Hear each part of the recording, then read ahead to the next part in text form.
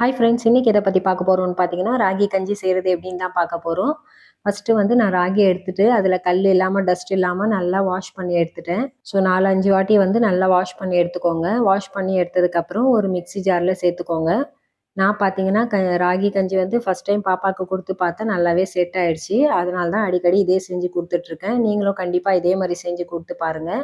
கண்டிப்பாக குழந்தைங்களுக்கு பிடிக்கும். அந்த ராகியில் வந்து கொஞ்சமாக தண்ணி ஊற்றிட்டு நல்லா ஃபைன் பேஸ்ட்டாக அரைச்சி எடுத்துக்கோங்க. நல்லா ஃபைன் பேஸ்ட்டாக அரைச்சி எடுத்துட்டேன் பாருங்கள். இப்போ பார்த்தீங்கன்னா நல்லா ஃபைன் பேஸ்ட்டாக அரைச்சிட்டேன். இப்போ வந்து ஒரு எம்டி பாத்திரத்தில் வந்து ஒரு ஃபில்டர் வச்சுட்டு கொஞ்சமாக தண்ணி சேர்த்துட்டு அதுக்கப்புறம் வடிகட்டி எடுத்துக்கோங்க.